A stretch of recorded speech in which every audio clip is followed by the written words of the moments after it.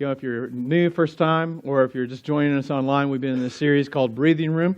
Just as a heads up, you're kind of coming in at the end of the movie, end of the series. However, I would encourage you to go to our website, newlifewichita.com, where you can catch up on all of these messages. And again, if you've missed any of this series, especially we're still on the front end, kind of officially of 2018. If you've missed any of this, please go back and catch up on these, because if you apply just the simple content of what we talked about over the last few weeks, it could completely change your year, your 2018, and your relationship. So I would encourage you to do that, because we've said from the very beginning that breathing room is the space. Breathing room is the space between our current pace and our limits. Our current pace and our limits. It's a space between our financial pace, our schedule pace, our relationships pace, and our limits. And for too many people, and we know this is true, like this isn't like a big something shocking news, but far too many people, there's just not enough space, there's not enough breathing room in our lives, and we just live our lives right on the limit. We just live our lives with loaded schedules, we live our lives where there's no margin financially. And today we're going to talk about how to create space, and we talked about creating space in our calendars and financially, and today we're going to talk about how to create space, create breathing room in relationships, because the problem is, in our effort to get the most out of life and to squeeze as much as we can into everything, we just squeeze in one thing after another, after another, after another, and eventually everything collapses or just implodes. Everything just crashes in. If you're a 90s kid or you're a 90s parent, to quote the philosophy of Mulan, it only takes one grain of rice to tip the scale. And so it's like, you get that final grain of rice that tips your scale, but it just tips you right over the edge. And for some of you've had this happen. You went home and you got that one email or that one text, but it was like just one more in a series of emails or texts from the same person you've been having this exchange between, and you just broke down. Or maybe you decided, you know what, I want to see how tough my laptop or phone actually is, and it went across the room. Or you just sat down and you put your hand in your head. Your head in your hands is just like, it was just the last straw. For some of you, you've had a financial meltdown. It was just one more bump, that last unexpected expense, or that one last bit of unexpected or bad news. It was that $125, $150 speeding ticket you got on the way home because you have no margin or breathing room in your calendar and you're rushing all the time. And you get that ticket, or it's that last envelope that comes in the mail, and suddenly for you, it's like that's it. You just have this breaking moment. And in our effort to just cram one more thing into our schedule, into our lives, and into our finances, eventually there's a meltdown, a breakdown, and a collapse. In fact, some of you may be on the verge of this in a crucial relationship in your life, or in a marriage, or with your kids. Some of you are on the verge of this, or some of you've already had this happen. You've already had this happen in the past, and you've just sworn you're never going to let this happen again, where you just have no time in your schedule or no room in your finances, where there's just such little space. I'm not going to lose another relationship or lose another love of my life because of it, or alienate the people that are closest to me. And yet you find yourselves kind of back in the same pattern of behavior and the same old habits, because as we said from the beginning, that relationships are better when there's breathing room. But relationships die when we try to always live at our limits. And so today, as we wrap up this series, we're going to talk specifically about relationships. And the cool thing is there's a good percentage of you that you are single, you're not married. And so the good news is, especially if you're young, you have the opportunity to learn and apply some things today that will tee you up and set you up to establish breathing room in your life, and to carry that into a marriage, and ultimately, potentially, into a family. And it will affect everything. And if you are married, this could completely change the dynamic of your marriage for 2018, or protect you in the future. And I'm so passionate about this, because I'm so passionate about seeing relationships and marriages and families thrive, and especially marriage, because I don't know about you, for those of you that are married, you're getting married, but I didn't get married, or I didn't want to get married to just have a marriage where I want to defend marriage. Or I'm just simply committed to marriage. I've consistently shared, and Sean and I, when we came into marriage, we both came in with our own kind of U-Haul truck loads of baggage that we brought into the relationship, and we were very different, totally opposite in many ways, which not surprisingly would create friction from time to time.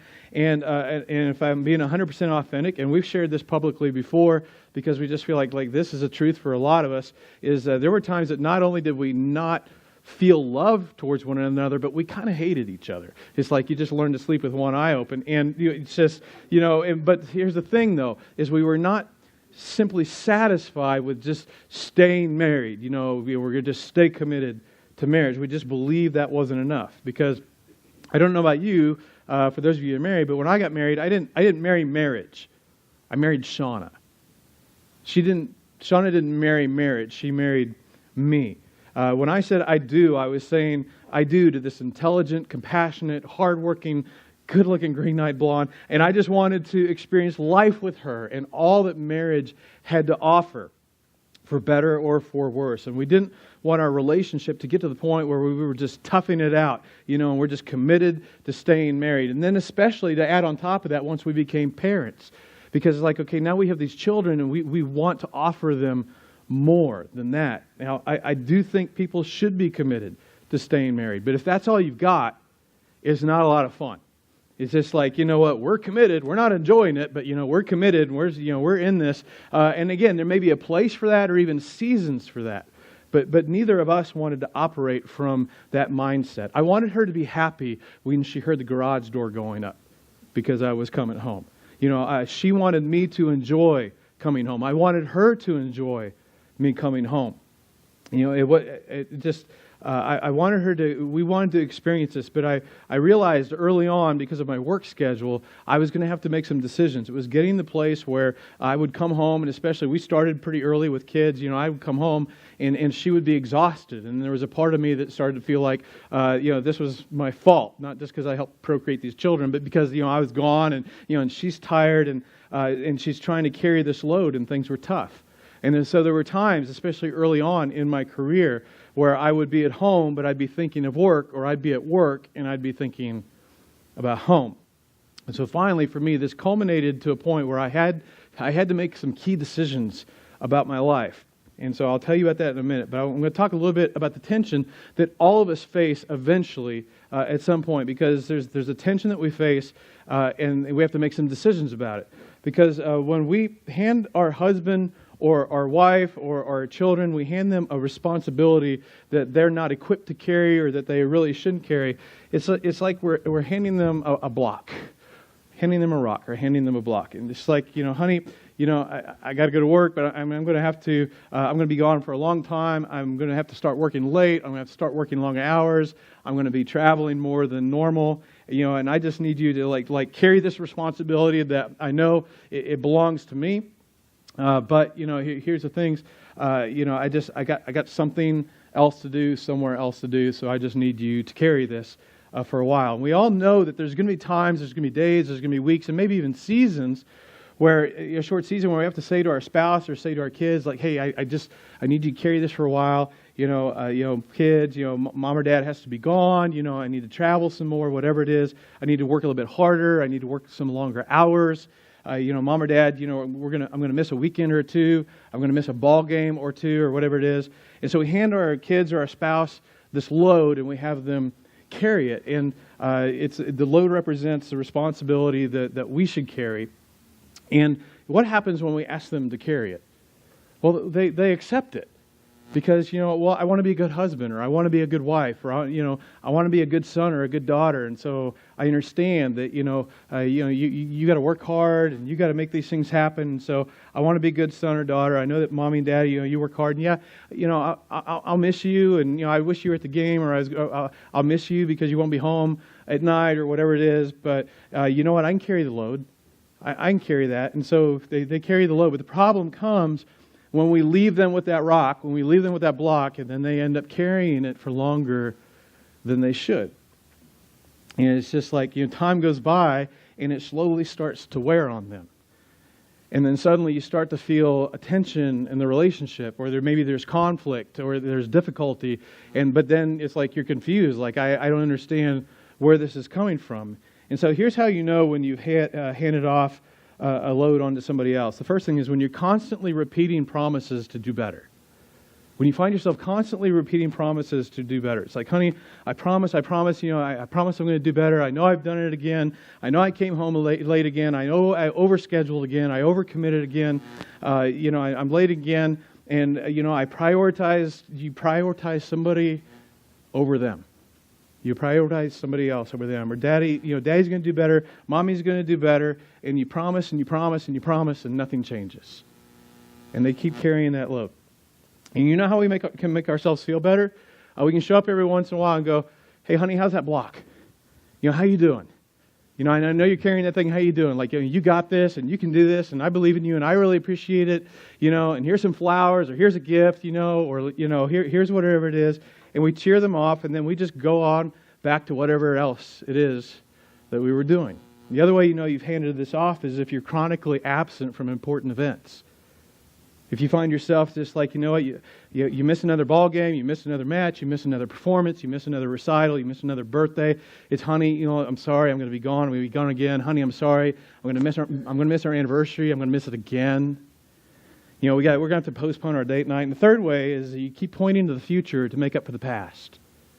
You keep pointing to the future. It's like, honey, it's going to be better. It's going to be better next summer, next spring, next Christmas, next Thanksgiving, next year, next time, whatever it is. It's like, I know I missed it again, but next time. It's just chronic. And it just keeps getting repeated. And then things just don't change. And you keep having the same conversations about the same things over and over, which means you've handed over a burden that somebody, your spouse, your kids, your family is not meant to carry with them. And eventually their mental willingness to carry your load, or maybe they get to the point where psychologically or even physically they just can't do it anymore, and they just drop it. I can't carry it anymore.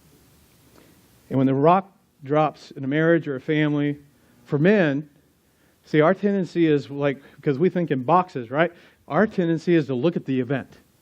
We tend to look at that one moment. It's just like, we look at this immediate event and we look at it and we're like befuddled. It's just like, I don't know what happened. Like, all I said was pass the ketchup, and she broke into tears, or she threw it in a perfect spiral right at my head. It was really perfect.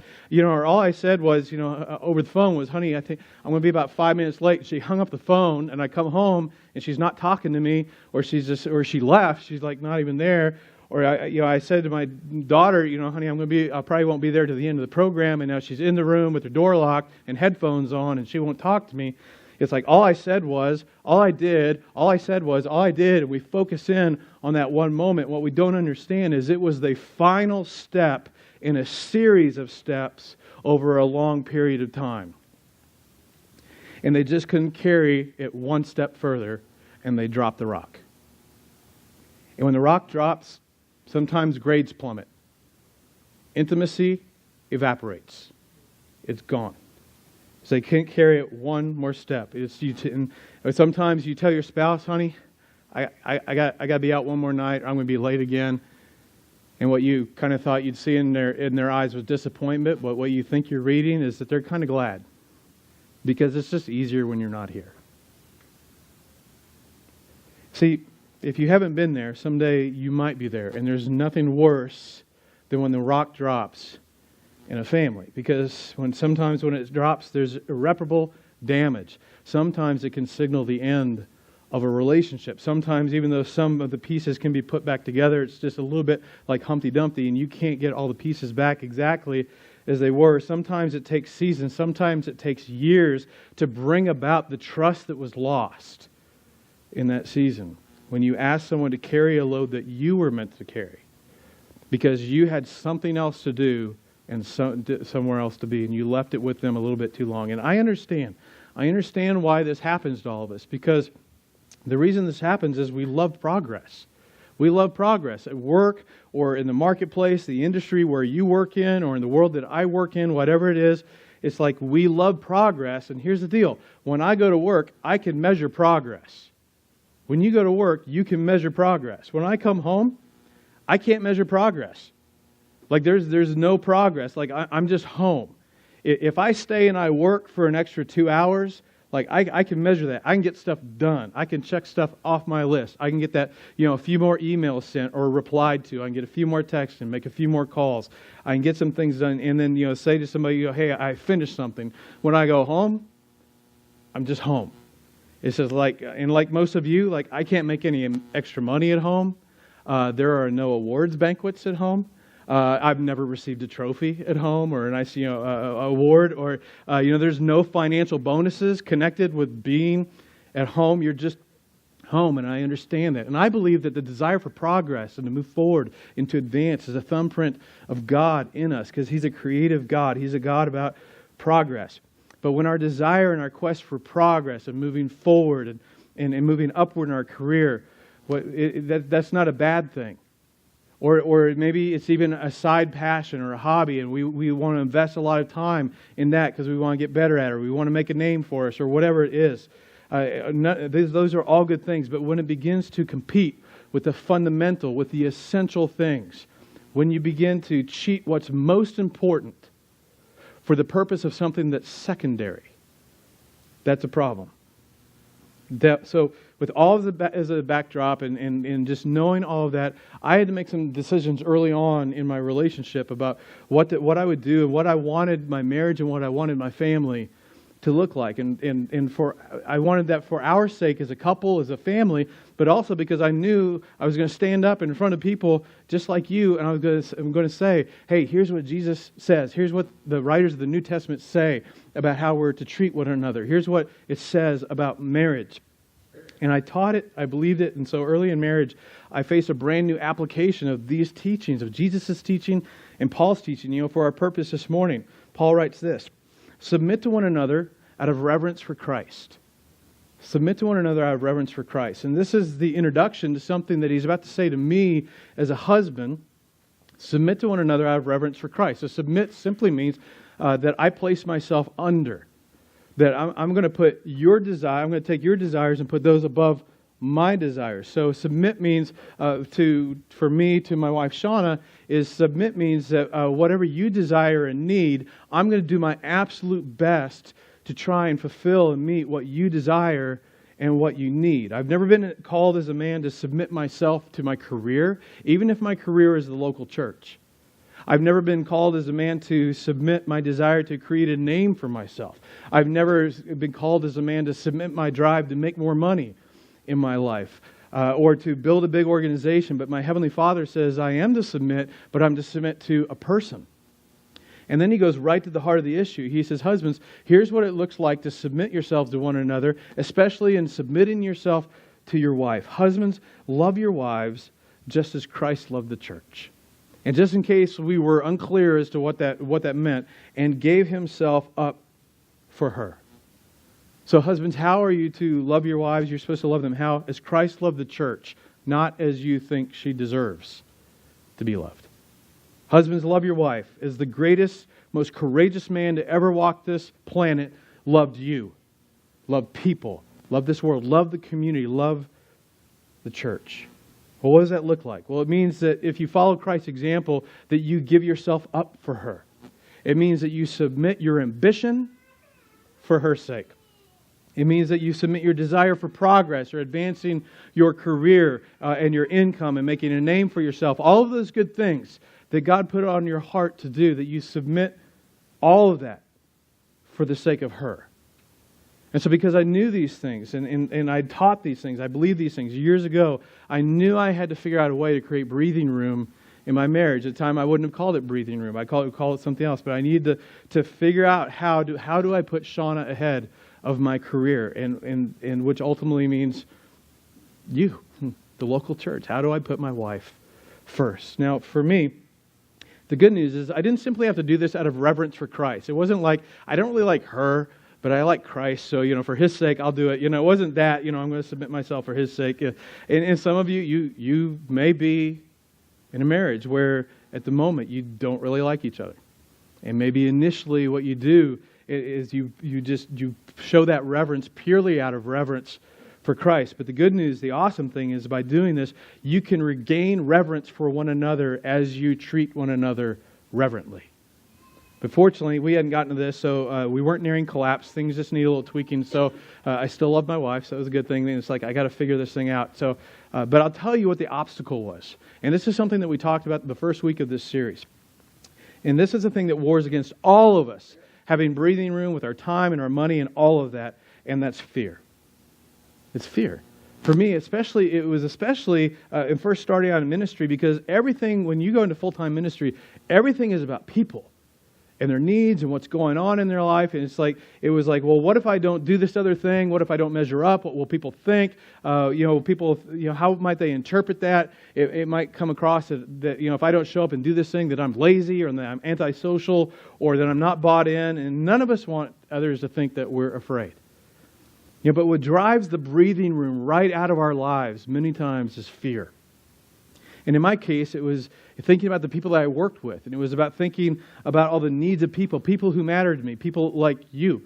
And it's just because of my life, I embraced this calling many, many years ago, where at times it can feel, and I'm not complaining, I'm just saying it is what it is, but it's a heavy weight on the shoulders. It's like what Paul says in one of his letters to a church in a city called Corinth, when he writes, "Besides everything else, I face daily the pressure of my concern for the churches," because when you're in this, you have concern for the people. And it's like, if I'm awake, you're always with me.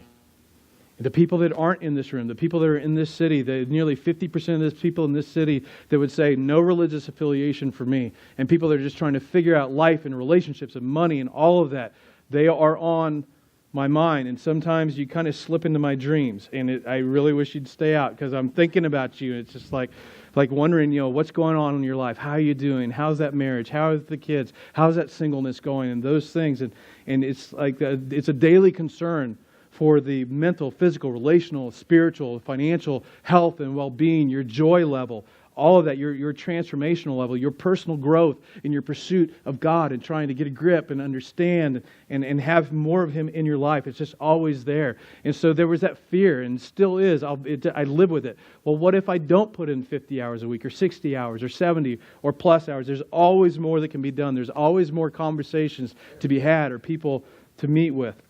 It's like, what happens if I tell people, no, I can't meet with you? Not because I have another appointment, but I'm just going to be home with my wife and my dumb dog, and that's it. That's why I can't be with you. That's why I can't meet with you. And especially launching New Life, because New Life, if any of you have ever started up a business or an organization, that's what this is. And then I live on top of that knowing that 80% of church plants fail. And most of the guys that plant a church are about half my age. I don't know if that works in my favor or not, but it's like living with that as well. And it's like you wrestle with it. God, can you build this church if I don't put in 50, 60, 70 hours a week or more? Will you do that? Will people still will they keep coming? Will they give? Will they be reaching out to others? Will we grow? Will they grow? Is it going to work? And granted, even in the season of launching New Life, as there have been in the past, there's been short seasons that demanded a lot more time. But when we knew that was coming, then my wife and I, we had a conversation. We knew it was coming. There would be a beginning and an end to that season. And then it forced me to be creative. Especially early on, putting my wife and family first. I've always been kind of a morning person, which I know is annoying to about half of you. But I've always been kind of a morning person. But I especially became a morning person because one of the things with Shauna is mornings weren't a big deal. First off, my wife is an introvert, and her lots of coffee, no talking. That's her perfect morning right there. And the kids are always kind of half comatose anyways, and they had a routine. And so she's like, you don't need, if you're not here in the mornings, that doesn't make a difference. It was the evenings for her. So I would meet people, and they'd say, hey, can we get together? And I'd say, yeah, why don't we meet at 5 on Tuesday? In the afternoon? No, the morning. First half, that thins out a whole crowd of people. But I oftentimes I would start meeting people at 5, and by 9 o'clock I was so loaded with caffeine. I've had 2 or 3 meetings, productive. It's also one of the reasons for me exercise is important, and I started years ago working out early in the morning because I know I could go and do this thing and not take away from my wife and my family. And so that way too, for me, I had the type of flexibility with my schedule that I could work my hours. I could get off early enough to go pick the boys up from school and get them home. And so I would meet with people as early as they liked, or for lunch. And so, especially with our kids were young, I tried to make it to the various events that they would have and the different parties at school with loads of like sugar cookies and things. And there would be days like I also limited it to where it'd be 2 nights a week that I would be out and away from the family. And on those days that I knew I'd be out, well, I'd try and go in a little bit later, or I'd still come home in the afternoon so that we could be together as a family before I went out. And while I didn't write it down anywhere, I made a commitment. And that was that for my job, for my career, I was going to give about 45 hours a week. Because in my mind, I thought, a lot of the people that are part of the community, they're working 40 hours a week, and then we're working to get them involved and connected into serving and volunteering. And so, my job is the church, and so I felt like to be fair and to honor the people that I'm trying to lead, I don't want to ask something from them that I'm not willing to give myself. And so years ago, made that commitment. And again, like all of us, there's always going to be something that will come up that will be a little extra demanding, but during that time, then you have a conversation and you talk about it beforehand. Again, a beginning and an end. You stick with it. And even as we've launched this awesome thing that we call New Life Wichita, literally a year ago, well, a year and a week ago, we launched this in this short window of time. It's introduced me. It's been a refresher for me because it can be so tempting to just. You could easily give 70 hours a week and it still wouldn't be enough. But it has introduced me to pray a very specific prayer. God, will you build as big and wonderful and awesome a church as you can on my 45 hours a week, because you and I both know that's all I got. And I'll be satisfied with whatever you place into those 45 hours. And in doing so, the prayer changes from this: Lord, take care of things at home while I take care of things at work, to Lord, take care of things at work while I take care of things at home. And it doesn't matter your business or career or your industry, there's an application of this for you. You may never have a role where you have the flexibility of being able where you can go in earlier so you can knock off earlier and pick your kids up from school. That's not the point. The point is that you are going to face options. You're going to face a series of decisions in your life and throughout your life and relationships to work longer hours, to be gone more, to do more. By saying yes to the opportunity, it will always mean saying no to your spouse or no to your kids, no to your children. And you ask them to carry a load so that you can progress. And once in a while, a couple and a family, they can agree on this, share the burden together for a short time or a short season together, but to make a pattern of it. To make a pattern of it, where it's just to make it ongoing, to ask the people closest to us to carry a burden that they should not and cannot carry for an extended period of time.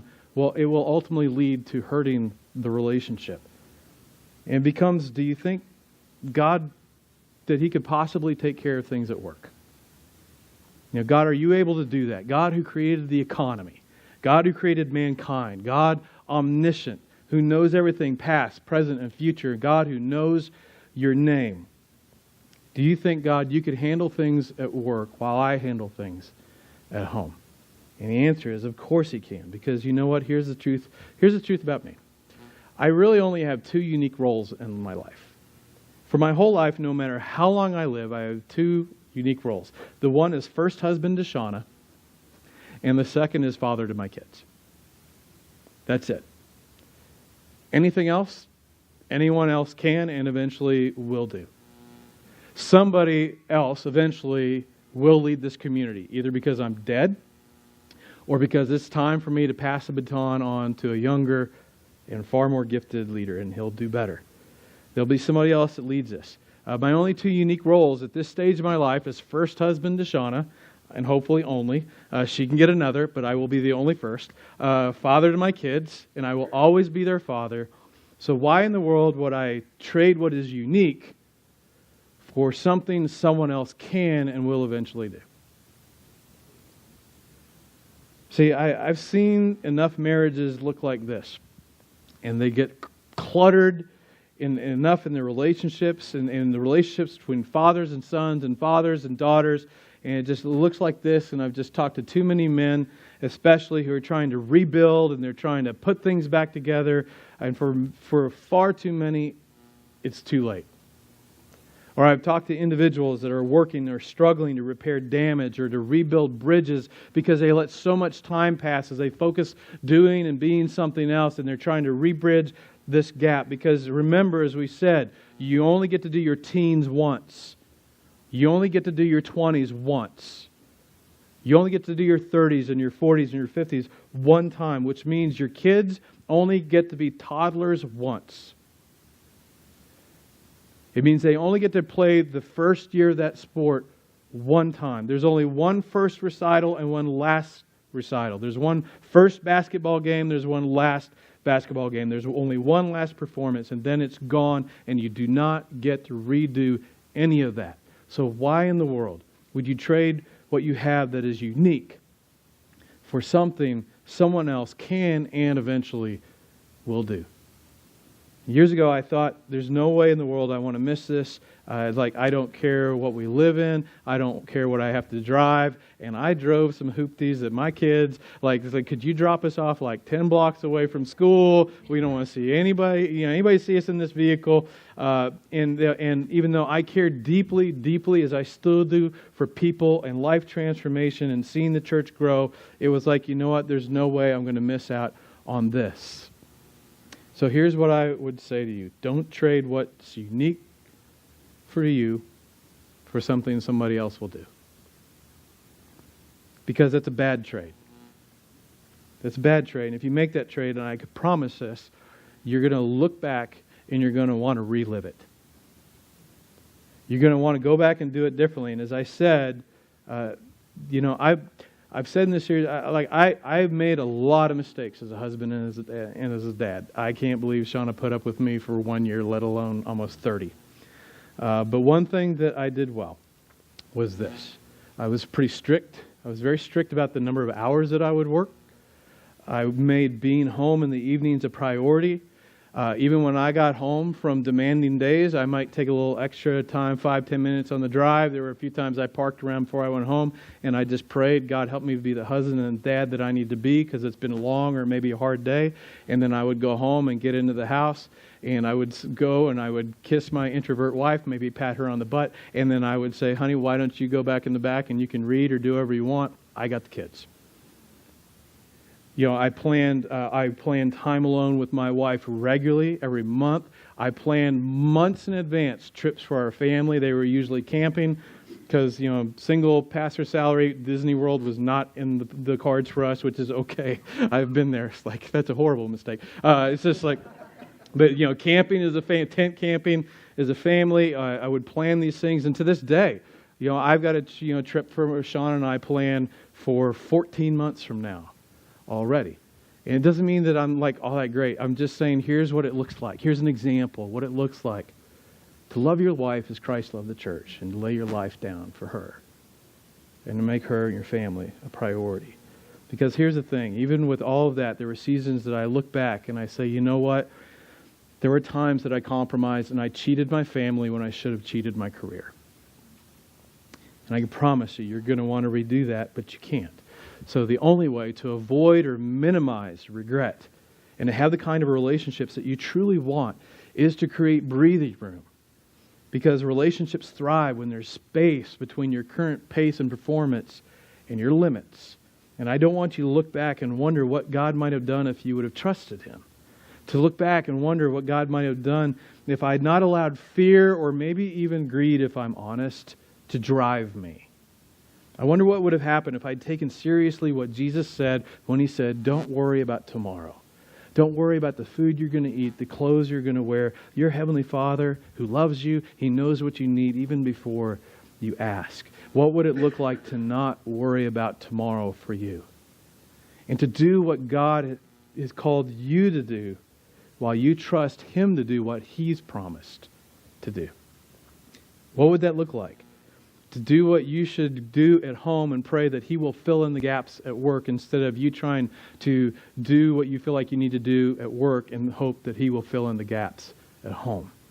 and in your relationships. I don't want you to miss this stage or get to the end of this season of your life and look back and wonder, I wonder what God might have done in my 20s or my 30s if I just trusted Him with my dating life, with my morality, with my sexuality, with my finances, if I trusted Him with the early years of my marriage or the early years of my family. I wonder what God might have done through and in me if I would have said no to that opportunity, no to the overtime, no to the move, no to the transfer, no to more traveling. If I had said no in order to say yes to what I know what God wants me to do in my unique role, I wonder what God would have done through me. I wonder what story I'd be able to tell my kids or my grandkids if I trusted Him in those moments where somebody was going to get cheated. And instead of cheating my family, I decided to cheat my career. Now, there are enough regrets in life that we create, that we experience, that are unavoidable because either we lacked information or somebody else created them for us. But why look back on this season of life and wonder what God might have done in your relationships if you'd taken Him seriously and taken Him seriously in the most repeated command in the Bible. The most repeated command in the Bible is this: fear not. Fear not. Fear not. I am with you. That's the only way to create breathing room. Create space, the space that is needed for your relationships to thrive. Because no matter how much money you have, and no matter how many people know your name, you are only as happy as your relationships. Why would you trade what is unique for you for something somebody else is eventually going to do? So to end this series in your desire and your quest to get the most out of life, let's not lose control of life. Or let's regain control of life. Let's allow God to teach us to step back from our limits and create breathing room where we need breathing room, and trust God to fill in that gap in the middle, to trust Him to do what He wants to do in and through us for the remainder of our days on this earth. Let's pray. Father, you're good and you're gracious, and Father, especially in this driven Western culture where we have been provided so many options and distractions and so much wealth that we just don't even have a clue. I pray, God, I pray that you would do a work in us as we are coming into the end of the first month of this year. That, Father, that you would help us to pause, to look at our time, to look at our money, and to look at how we're handling our most important relationships with our family. And I pray, God, that you would truly help us to move out those things that are unimportant or distractions or even unhealthy. And that you, God, you would empower us. Through your Spirit, you would lead us into being more focused and more effective in the things that matter most. And I pray for every relationship in this room, for those that are looking to marriage, those that are married, God, that you truly would help all of us, because we are driven. We're driven in this culture, and that, God, you would help us to just honestly evaluate how it is that we're spending and investing our time, and where it is that we need to make some adjustments so that we truly love one another as you've called us to love, and submit to one another as you've called us to submit. And it's in the name of Jesus I pray. Amen.